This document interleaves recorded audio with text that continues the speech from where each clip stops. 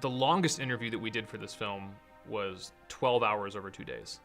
And there is a point in a long interview like that where something like breaks in the forehead of the interview subject, and like they start just very casually telling you things that they wouldn't have ever told you if you were only doing 2 hours with them. My worst interviews that I've ever conducted are interviews where I came with a predetermined list. That's almost always bitten me in the back. So what I try and do is I'd really try and make it a conversation, something where I don't try and anticipate what they're gonna say, and I react to what they say. So I've thought about the story enough in advance that I know generally where I gotta go, and I know the points we gotta touch on, but I really try and, and this is something I actually kind of learned from acting workshop, is just don't anticipate.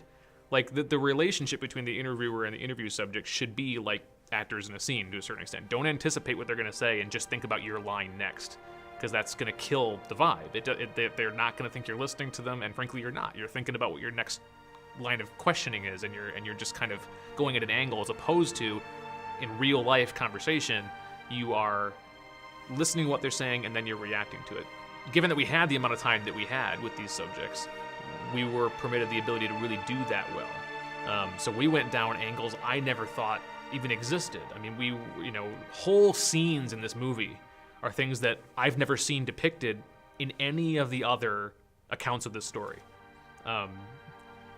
Either because they were deemed irrelevant for the court case, or they weren't of interest enough to write a police detail sheet about, or whatever, but they reveal something about the character that's telling the story.